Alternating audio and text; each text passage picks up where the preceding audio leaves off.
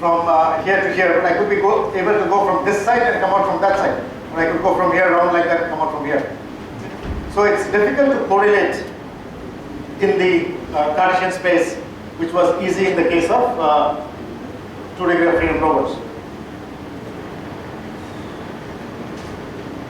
So the space looks something like this. This round obstacle looks something like that.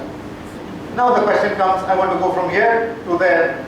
Is it possible? Just by looking, it's difficult to say, or it's dangerous to say, because we don't really know how these points have moved on the surface of the torus. And this mapping is what we call, this mapping is what comes under topology. Let's look at another example. So this is a 2 degree of freedom robot. This is one link, this is another link. It has to go from here to here like this without hitting any one of this. You have to find a path now. So problem definition is very clear that we want to go from this point to that point following this trajectory. This is the base of the robot. This is 2 degrees of freedom. Now just by looking at that is difficult to say.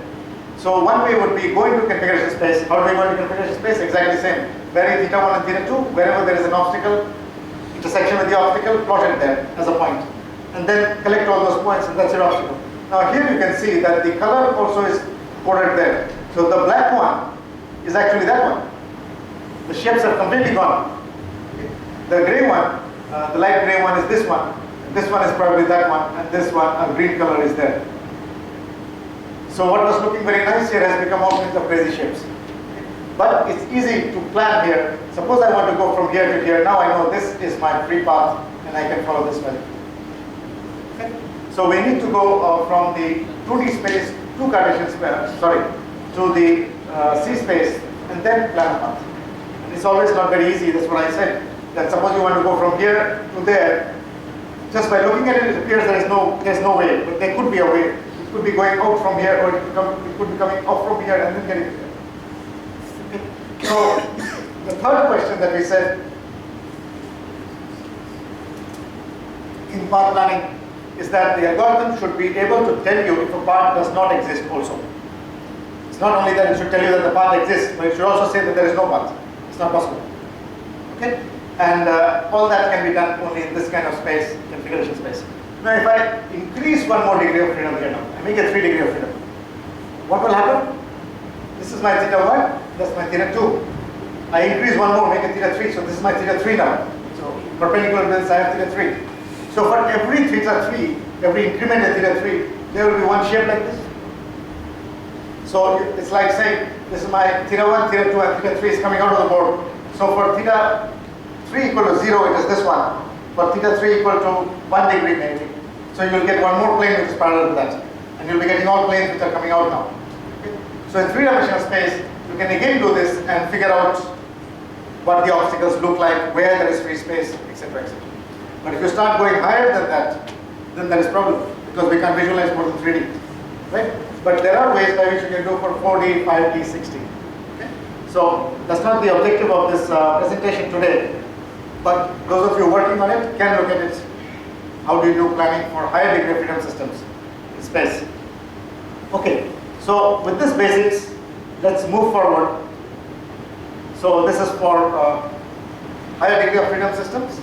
Okay, 6 degree of freedom, 7 degree of freedom. How do you do planning? What is the topology of the configuration space for higher degree of freedom systems? How do you plan, etc., etc. What are the metrics? I will not go into the mathematics of it. Those of you interested can read and okay, so we will remain in this discussion, in this brief discussion, only on 2D, and not worry more about that. So given 2D problem, we are supposed to find a path from one point to another point. And there are some standard methods, say graph-based methods, then these are based on visibility, then roadmap methods, cell decomposition, potential field, and others. Okay. Very briefly, I'll go through what these methods are and how we find a path. So the visibility graph is probably the simplest, which simply says, if you have 2D, and these are my obstacles, I have an initial point and I have a final point, then simply by looking by the line of sight, if there is an obstacle here, take the vertices of this fellow, come here, look that side again, take that vertex, follow this, come here, if you can see that, then this is your line of sight. So it is simply like saying you're standing there and you're looking. Look at the vertex, connect it. Go to the next vertex, connect it. Then come here, look at the goal. If you can see the goal, connect it, and then this is your path. Okay? The simplest. Okay? Visibility graph is very, very simple. It works, but it's a little dangerous because this is going right near the obstacle, is hitting the boundary. So if there is some sensor error or some noise somewhere, there is a chance the robot will hit that. Okay? So that problem is there. But it's a very simple method, what we call the visibility graph method. And mathematical procedure in terms of a program is also pretty simple. Simply connect the nodes by straight lines and then find which straight line gets you from the initial point to the goal point, the shortest distance. So visibility graph. Next is the roadmap methods, or what we call the Voronoi diagrams. So we have a workspace and we have obstacles. What will be the safest path? The safest path will be if you can stay in between that and that. That's logical again. So if we have two obstacles, then the safest path is in between them.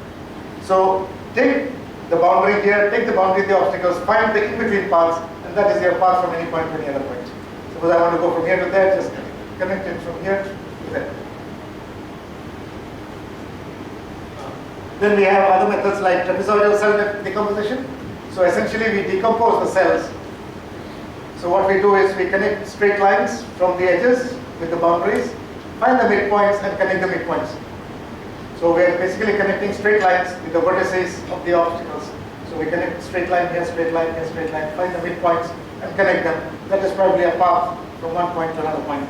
So we can essentially go from one point to another point in space this way. So this is my connection of paths. Again, same logic in between, it works. Okay. Do you think this will work in 3D? Difficult question, because an obstacle is not very simple like this. Then what is your line of sight? Right? This is a 2D polygonal obstacle. In 3-dimensional space, the obstacle could have any shape. Then if you say I want to see the vertex of an obstacle, that itself is meaningless. What is the vertex of an obstacle? Right? So most of these methods won't work. Another one which is very commonly used is probabilistic roadmap. So what is done here is basically nodes are taken or points are taken, different points are taken, and they are connected. So randomly you choose points, connect them by straight lines, and then see to go from one point to another point, what is the shortest path? If a path exists, what is the shortest path? Okay. So this is called probabilistic roadmap, and in which we start from one point and randomly generate other nodes, connect them, and keep going like that until you covered the whole workspace or you reach the goal. And then you just find which is the shortest path to take you from there to there. Probabilistic roadmap. Is this going to work in 3D? Yeah, probably yes. So in 3-dimensional terrain, if you can sample all the data points, connect them by straight lines, and then do a search like an A-star algorithm or something, a search algorithm, which can take you from some point to some other point, and if the path exists, then probably it will work in 3D also. Potential fields. Potential fields are pretty commonly used. Professor Ashokan might have talked about potential field in these underwater vehicles. So in potential field, basically we assign potentials, something like a charge, to the goal and the obstacle. So the goal will attract the robot, and the obstacle will repel the robot. And at any point, we take the sum of the two fields, the attractive and the repulsive fields, and that is my path. So if you look at the obstacle here, it is repelling, and the goal is attracting. So essentially, if there is a robot here, it will be under the influence of the obstacle and the goal, and it will basically find a path something like this and go there. Okay? So this again has a possibility of working in 3-dimensional space. If we can put potentials on every obstacle, it might, but again, how it will become very, very complex, right? Okay, let's not go into the mathematics of this. Potential fields essentially have the problem of local minimum, which basically means that if the robot ends up in a situation where the attractive force and the repulsive force cancel each other, in that case, the robot has a net zero force. So the robot doesn't move anywhere, so which is called a local minimum. Situations like this, if a robot is in here, the force which is attracting it is the goal force, so it will be attracting it here. This fellow will repel it, So exactly around here, the attraction and the repulsion will cancel, and there is no force on the robot now. So local minima problem is a major problem in potential field. Okay, let's not worry more about. So these basically problems, these basic methods are applicable in 2D applications. You need to think, how would you move to 3D? Now, we might say that what is so different about 3D and what is so complex about 3D. So let's look at a few problems. So by now you have a basic idea of planning in 2D, right? Whatever I explained. If you're given obstacles, free space, obstacle, find the path, not hitting the obstacle. Fine. There are some methods. What is so special about 3D? Now if you look at 3D, the kinds of motion that happen are different from 2D. In the sense the terrain is different. So if you look at a vehicle like this, which is having the basic structure of a space rover, so there's a rocket and a bogie mechanism. It is not expected that it will avoid an obstacle. First of all, the meaning of obstacle is not valid here. Okay, what is an obstacle? Is this rock an obstacle? Is it not an obstacle? If it can go to, it's not an obstacle, right? So this business of free space and obstacles do not work here, because the mechanism itself is designed to go over. Well, we shouldn't use the term obstacle here, because there is nothing like an obstacle. It's just terrain. It's three-dimensional unstructured terrain, right? So this is one. You cannot classify the terrain into free and obstacle. Okay? There's nothing like that. Second, the vehicle mechanism makes it very difficult to control. The kinematics is complex. And if you want to do a task now, I have a vehicle here which has 6 wheels. So these are all. This has power drive and it has steering. So there are 6 wheels and there are 10 degrees of freedom on the vehicle. Plus, to do some task, you need an arm to sit on top. Okay? So an arm will have 4 degrees of freedom at least. So now we have 10 degrees of freedom here and 4 degrees of freedom there. So it's a 14 degree freedom system now. Okay? So 14 degrees of freedom, planning, path planning, you need to find the paths. Then to do a task, you need to do what we call redundancy resolution. Okay? And then motion planning. Okay? So that makes it extremely complex. Now, other funny things that happen. What other funny things happen is, unlike our 2D case where the robot behaves very nicely, this fellow does not behave nicely. So you can see that if your traction force is not exactly the force that will take it forward, so instead of the vehicle going forward, it will start going down. This doesn't happen in 2D, this doesn't happen in cars. So whatever traction you give, if it is more than the friction force, it will go up, it will go forward. But here, if you are not careful about that, for example, if you start operating the motor at very high speed, thinking the vehicle will go forward at a very high speed, it is not going to happen, because this will simply start digging and it will go inside. So this is a phenomenon which is called digging, and it's very dangerous, because once it digs and goes inside, you cannot take it out at all. It will be finished. Okay? So why does this happen? Because the sand on which it goes is normally very loose sand, or gravel, or small stones. They can be very easily displaced. There is not much resistance force here.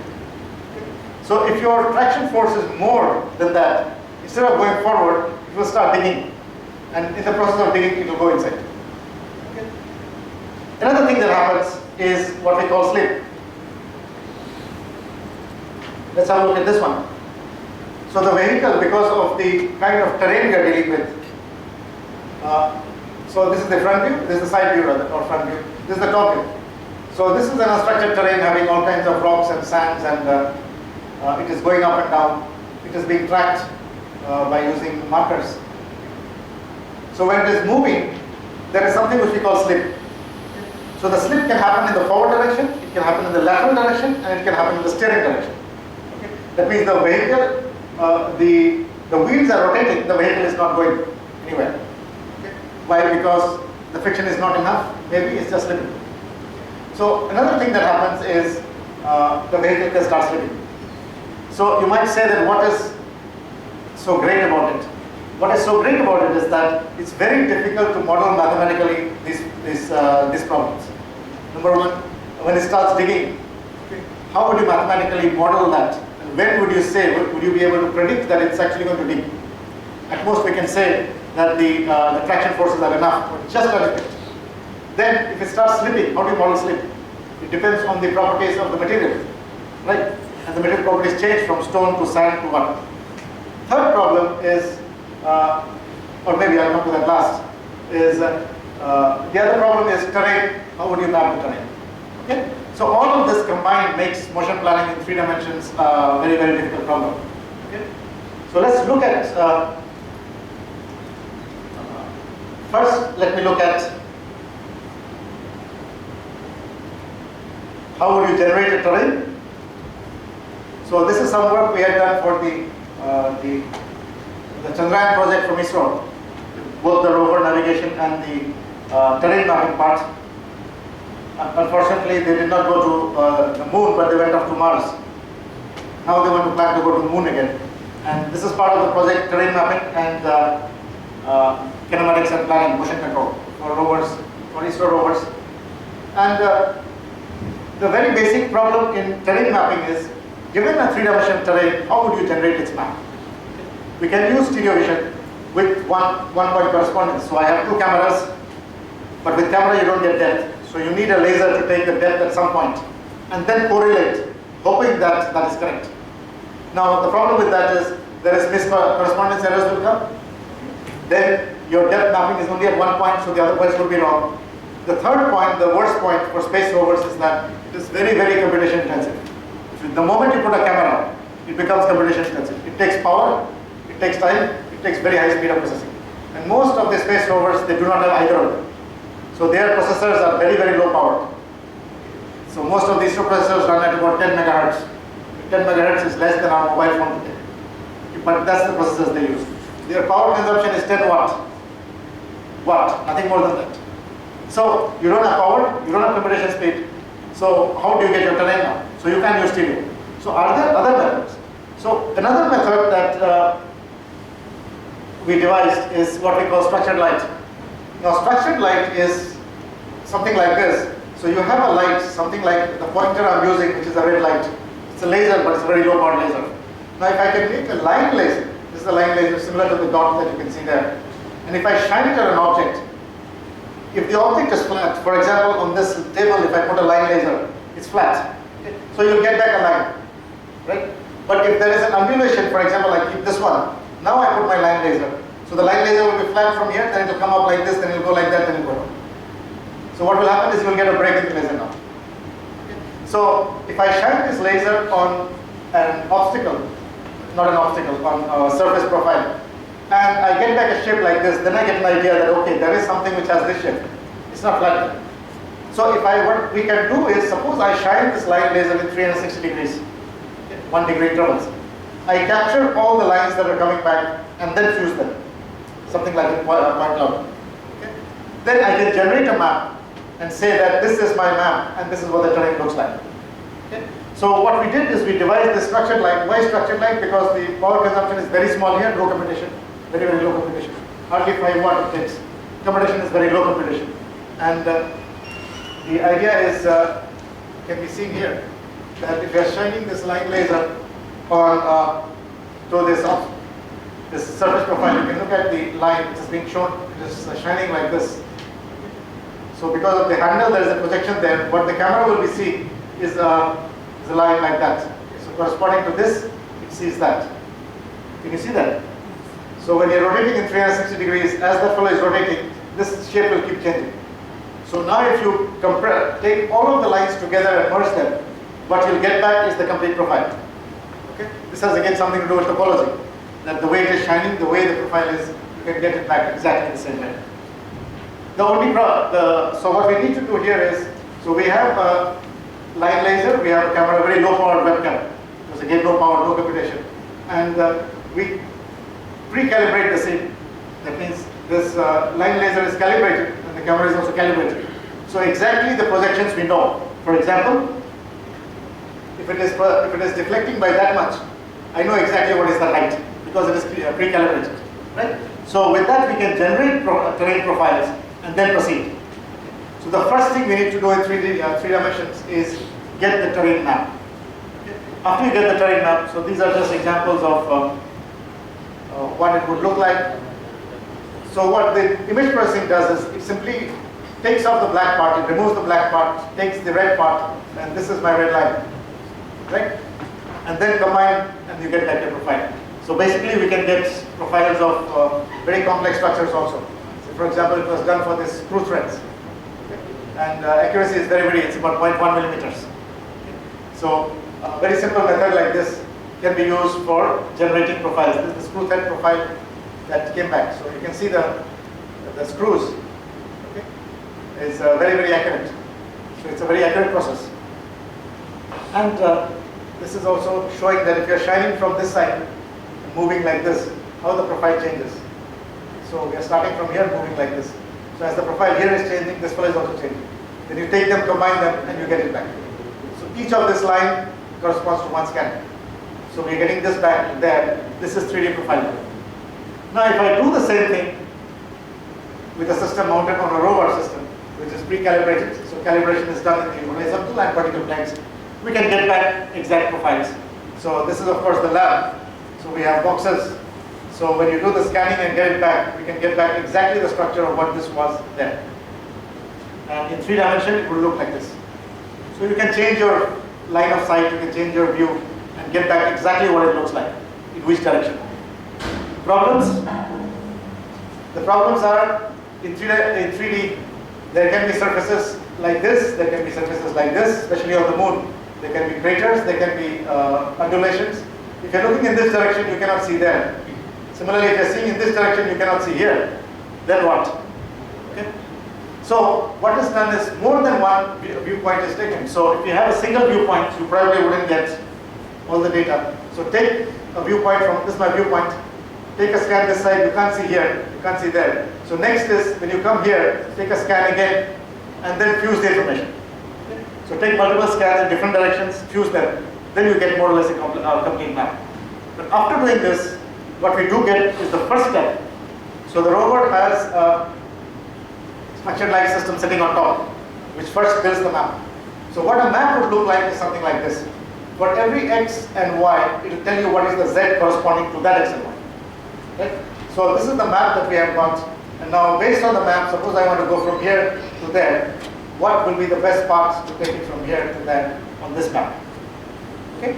So that brings us to the problem of 3D motion planning. First, get your map. Okay. Second, after you've got the map, find a path. You want to go from here to there, so find the best path to take you from there to there. Now, the best path, what does it mean? It could mean shortest time, it could mean minimum energy. So normally space rovers is minimum time and minimum energy, these two.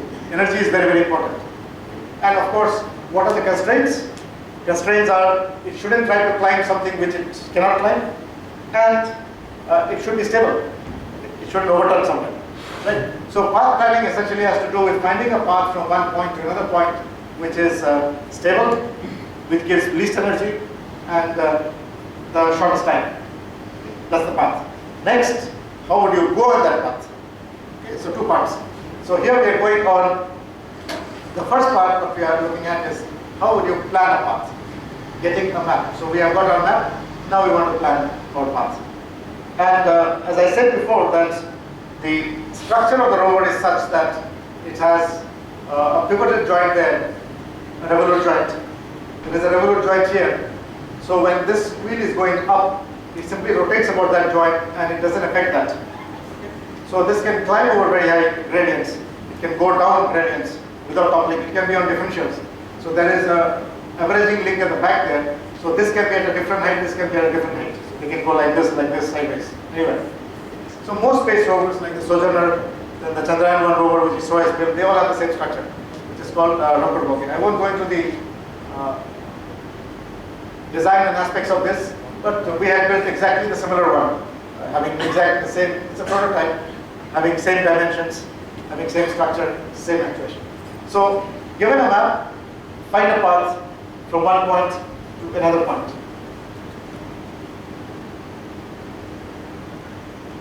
Okay, anybody can answer why this business of tilting? If I put a 4-wheel car, a car that we use, and try and go on very rough terrain, like space rovers or bad Indian roads, then the car will go like this or it will go like this. What's the problem? Why space rover shouldn't do that? Sensor orientation. What sensor orientation? Like sensors are mounted on the body of the robot. Yeah, but so what? If it's tilting, It will tell you what is the tilt. So inclinometers are there. So inclination sensors are there, right? So so this is my four-wheel car. If one wheel gets inside a wheel, it gets into a hole on the road, it will immediately become like this. If it starts climbing, it will become like this. The whole body is inclining. What is the problem with that?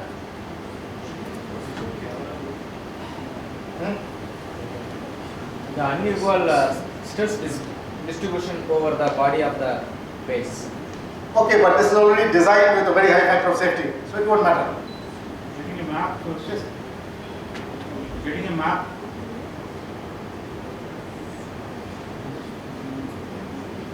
Getting a map. I mean, sensors. So once the map is built, you have a map. You don't build the map each time. So map is built only once. So in biped locomotion, it's an interesting problem also. So when you're walking,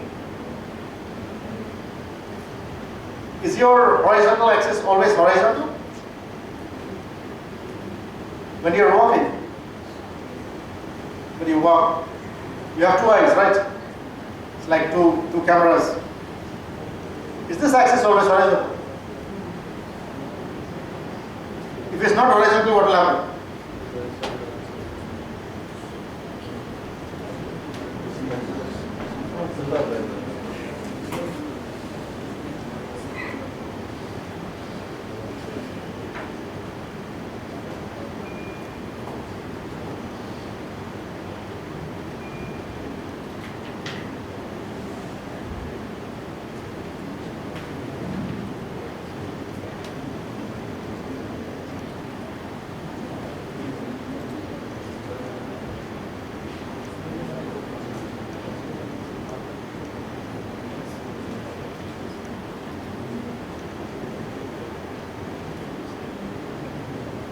Anybody can answer?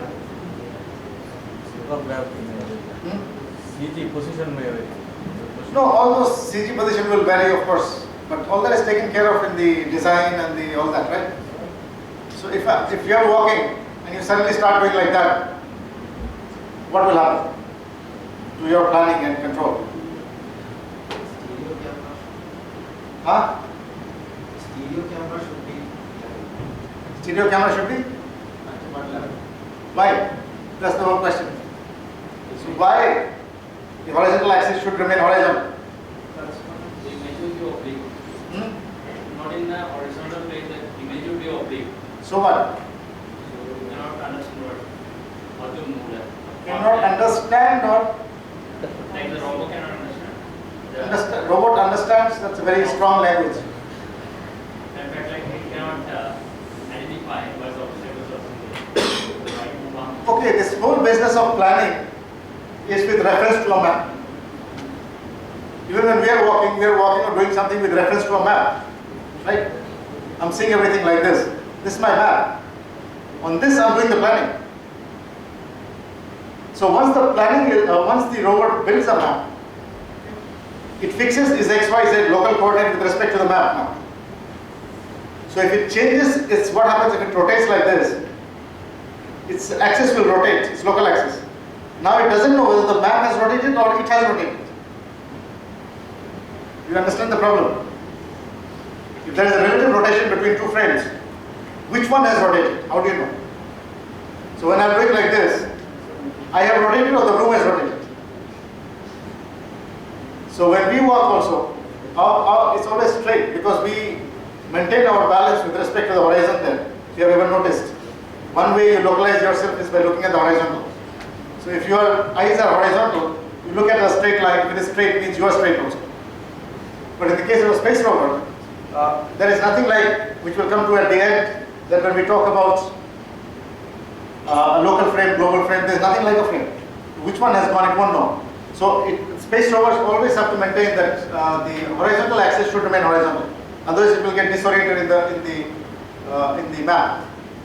Because when it starts, it has horizontal with respect to some local frame here, or global frame here. Now suddenly if it finds that it has changed, it won't know whether its axis has changed or the map has changed now.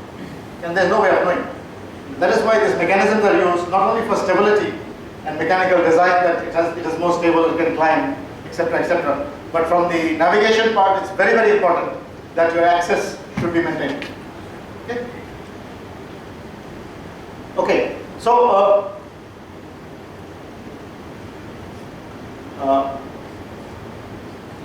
So here we look at the path planning problem of a little bit more complex vehicle, which is a rover manipulator system with an arm on top. So this has 6 wheels, 3 wheels on this side, 3 wheels on the other side, and there is a 4 degree of freedom arm sitting on top. So the first thing, like in any robotics problem, you have to find out the DS parameters and write the kinematic equations. Okay? So we start off by saying that the body center frame is here, and from the body center frame, which is M, we can find the transformation matrix, which will take you from here to here, here to there, to the center, then to the contact point. And then correlate the body center, the frame here, the degrees of freedom here, with the contact degrees of freedom. Okay? So I'll just explain it before I proceed, because it gets a little complex, and I'll jump a couple of steps. What is it that we are doing? The wheel is making contact with the ground. Okay, this is the wheel, that's the ground, it's making contact. Now there is a contact angle which is called delta. If the ground is flat, the contact angle will be 0. If the ground is not flat, there will be a contact angle delta. Now what is the contact angle? We define a frame here like this, and we define another frame there, which is this frame, and the angle between the z-axis of these two is the contact angle. Okay? So that's the first parameter. Where the contact is being made depends on the kind of terrain, what is the angle. Next, there is 1 degree of freedom here, which can rotate. It's a revolute joint, so there is 1 angle there. Then there is 1 angle there which can rotate, right? So the net effect of the contact, this rotation, and that rotation, will all affect what is the position and orientation of the rover center. So the rover center depends on many parameters. It depends on the angle of here, there, and the contact. Right? So basically we need to find a relation between these parameters and the center of the body. So what is the parameters of the center of the body? The x, y, z, and the 3 angles, the roll, pitch, yaw, that is 6 degrees of freedom. Right? So this rover center will have 6 degrees of freedom, which depend on various other parameters as given here. And then it's a question of straightforward kinematics. So this is essentially the rover center. This is my arm. So from here we can go down by using DS parameters right to there for all the wheels. And from here we can go up like that to the top of it. So in total there are 14 degrees of freedom on this system. 10 on the wheels, 2 in the front and the rear, forward and turning. This has only drive. This has drive and turning. So there is 10. And there are 4 degrees of freedom here. 1, 2, 3, and 4. So it's a 14 degree freedom system. So we can form the kinematic equations, which will take us from one point to another. This is the DS parameter table. Doesn't look very inviting, but that's the way it is. Okay, this is the complex mechanism. So from a 6 degree of arm, degree of freedom, we have ended up with a 14 degree of freedom. Okay. So now it's not difficult if you just look at it. Basically, we start from here, go up, go like this. So this is my rover center. So from rover center, I go here, there, and then come. Okay. So simply by following the DS rules, we can make the DS parameters table. Okay. Then we can make a forward transformation matrix. Just multiply all these matrices out, and you get your forward transformation, backward transformation. Okay. So these are the transformation matrices which take you from the rover frame R to the contact frame AI at each wheel. So writing the transformation matrix from R to C, we can get the full Jacobian, which is taking you from the rover 6 degree of freedom to all the other variables that are there. Once you get the Jacobian, you can reverse kinematics, you can do control. Right? Now, problems. Okay. So far, so good, but what are the problems? We said that in the previous definition I just gave is that we know what is the contact point. We said very nicely in terms of kinematics that this is my wheel, this is my contact here, depending on the surface geometry, makes contact angle there, and this is my contact angle. Do I know the contact angle?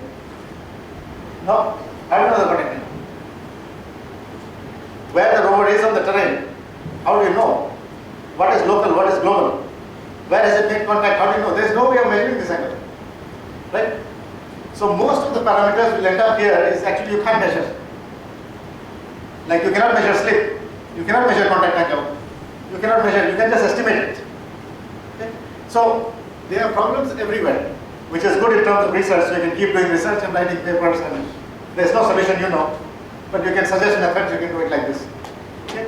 So that's what everybody does anyway. So this is one way of trying to estimate. First thing that we need to know, given the terrain, I have got my terrain, I need to estimate where is the rover now.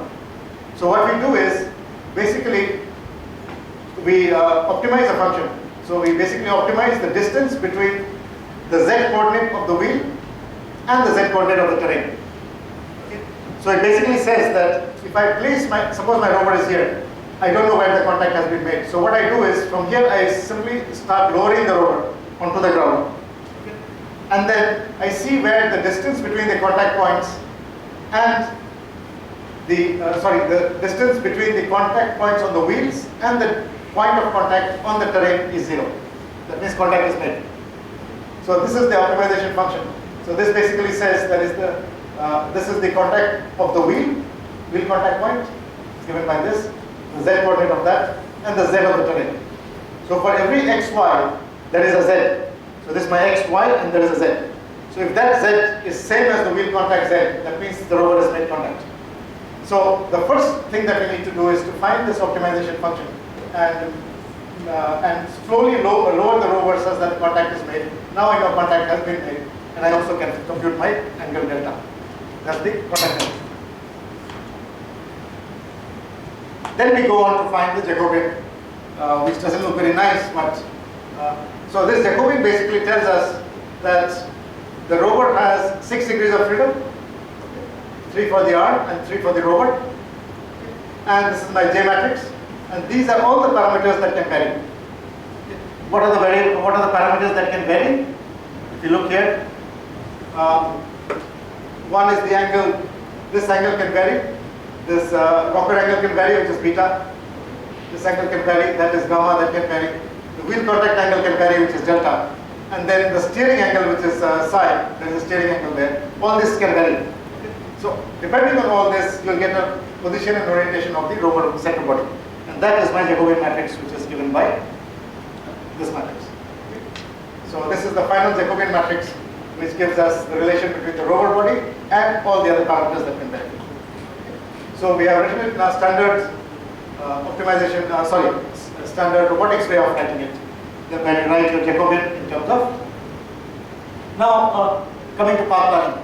So far so good. We have got a terrain map. Let's say for example, this is the terrain. I have built a terrain map. Now I want to go from some point to some other point. How do we go? So what we proposed here, so this is something new that we did, is we tried to look at what is the difference between 2D planning and 3D planning. And the essential thing that we felt is the basic difference between 3D and 2D planning is, in 2D there is no gradient, whereas in 3D there is gradient. In 2D, so essential difference is this gradient fellow coming inside. So if we use something like a potential function and say that in the potential function we also add a term which is the gradient function now. That if the gradient is very high, it will tend to repel the rover. And if the gradient is low, it will tend to attract the rover. And formulate it like a potential field problem. Then we formulated it this way, that we assign forces for attraction, the goal wherever you want to go. Repulsion is if the gradient is very, very high, or if there is a ditch or there is some reason which we cannot see. As I just explained, that when the mapping is done, there are some parts which you cannot see. Inside a crater you cannot see. So those are obstacles. So you can essentially see them, so you shouldn't try to go there. Then we put a gradient force. Now gradient force depends on the gradient of the terrain now. So when the rover is standing on the terrain on a particular grid, the grid has a gradient. Okay? So that gradient is the gradient force here.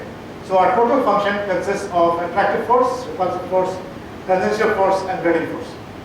Tangential force essentially is to get out of the local minimum.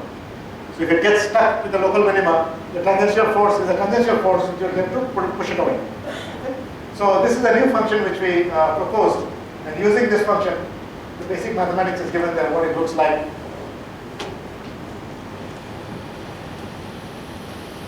So attractive, repulsive, tangential and gradient. Now how is the gradient force computed? The structure of the gradient force is given by, which is this, exponent e raised to grad of, these two components are the roll and the pitch. Okay. So if the rover is standing like this, okay, this is my roll, pitch and yaw angles, right, the three angles. So if they are 0, means it's on flat ground. Okay. So it will become e raised to 0, right, that means it's on flat ground. But the moment it goes on an inclined ground, say for example one side becomes high like this and one side becomes low, then either the roll pitch or the yaw angles will change. Okay. So it is e raised to the roll pitch and the yaw angles, which you can see there. So as the rover starts tilting in some direction, this gradient force starts going up. Right? So the way it is computed is, suppose the rover is standing here, it checks in 180 degrees, it starts from here, here in increments of 5 degrees, checks for all the sides where the incremental, where the change in the roll pitch yaw angle is the least. Means that is the direction in which the inclination is the least on the rover. Right? So this is how the gradient force.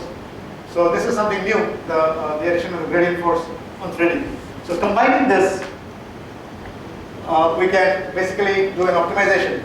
So what the optimization does is, we give it an objective function. So here if you see, we assign weights W1, W2, W3, W4, and any kind of optimization like J, what it will do essentially is it will start putting different values of W1, W2, W3, W4, find a path, check the objective function, and then minimize the objective function. What is the objective function here? We looked at this as the objective function. The objective function is given by this rather big looking term. One of the parameters is the length of the path. What is the length? Because we want to minimize the length of the path. The second is the ratio of the wheel velocities on the left side divided by the wheel velocities on the right side. Why did we put the objective function like this? It's essentially because this divided by this tells you what is the relative inclination between the two sides. So this is one side, this is the other side. So if they both are on the same level, this part will become 1. Now if they are inclined like this very highly, it will start increasing. Right? So we want the rover to go on level ground, not to climb too high, not to go down too much. So the objective function gives the minimum path and the minimum inclination. So by running a J algorithm, basically we could figure out which path will tend to give, which will tend to minimize this function. That's one. The second is the ratio between the traction force and the normal force. Why traction force, normal force? Because this is the one that determines slip. So the traction force and normal force should be just so that the wheel can move forward. If it's too much, it will go down. Okay? So this one is the one that ensures that the rover goes forward, it doesn't go down. Third is minimizing the torques, the motor torques, and fourth is the length of the path. So either you can do it as a single objective or you can do multi-objective depending on what you're doing. So here we did basically single objective and we got different solutions. And the solutions look like this. So these are the values of W, W1, W2, W3, W4. So the W's are the weights of the potential field function that we put. So W is the weights, which means the relative importance of each component in that function, right? And if you look at the results, it was something interesting, something new. So for the first objective, we got that the weights were in like this: weight 2, weight 3, weight 4. Now if you look at the weights, what is interesting is the weight 1, which is the goal, attractive force, and the gradient force are the two fellows which are playing the role. The other fellows are as good as 0. So this is something that is new. Why? Because in conventional potential field we have a repulsive force, we have tangential force, but this is saying that You actually need only a goal and a gradient in 3D. You don't need anything else. Okay? So this result, which was new, basically says that you can do motion planning in 3D considering a goal. Suppose this is my target, this is my start, this is my target goal, and I need the gradients of the grids. I don't need any other force. So when we look at the results, this is the one that gives this is the 2D case. 2D potential field means gradient force is equal to 0. We have only attractive and repulsive, so it simply tends to go straight. Whereas this one tends to go from the side. So if you look at the 3D view is something like this. The robot goes like this, avoiding all this downs and ups, and simply takes you like that. So by using this new potential field function, we were able to plan the path in different terrains. So automatically you'll get minimum energy, and you'll get minimum length, and all the other conditions of stability, etc. taken care of.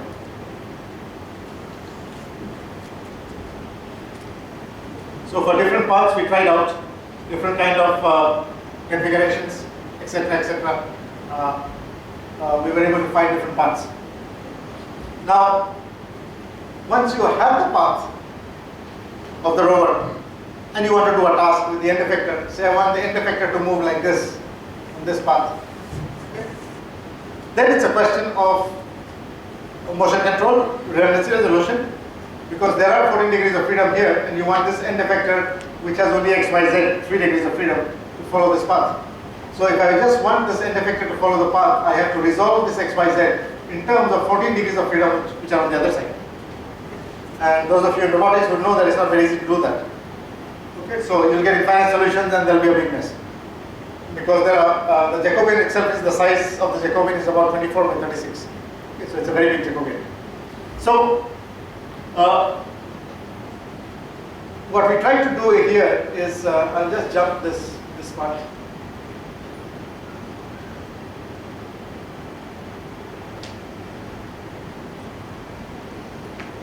So we try to solve this problem in two ways.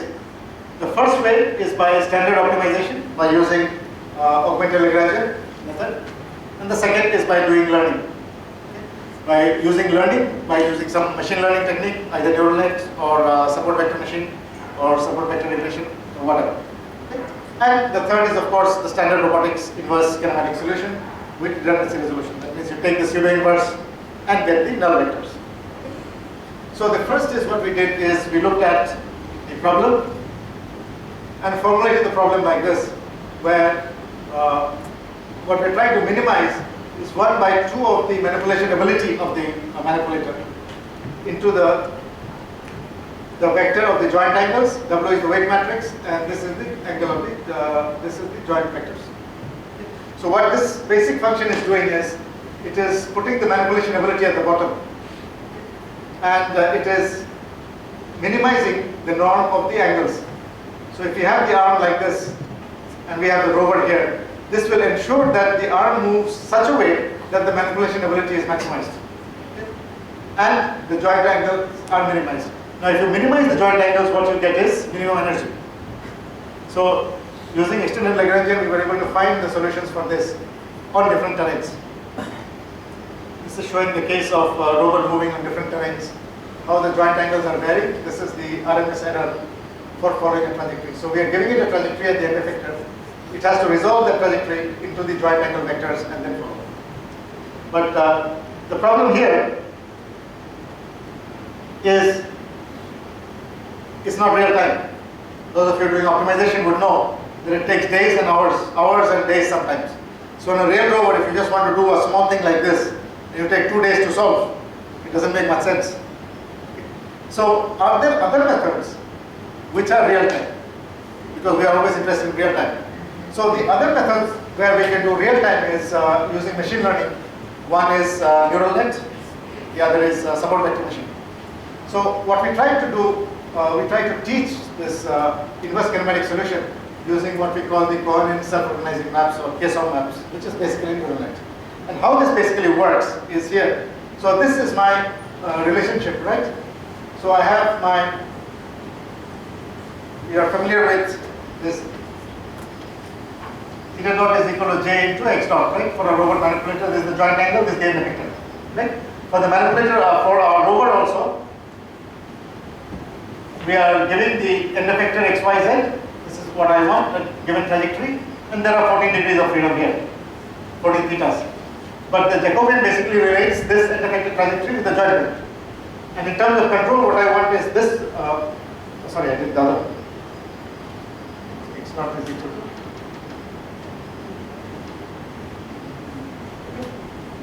So x dot is equal to j into theta dot. So what I want is the theta dot, because I want to control the joint angles. For which case I need to take the inverse of that and then into x dot. So for when this fellow is moving by small x dots, what should be the corresponding joint angle? That's what I want to do. Right? And this Jacobian being a very large Jacobian, you cannot simply take an inverse. It's non-square. Right?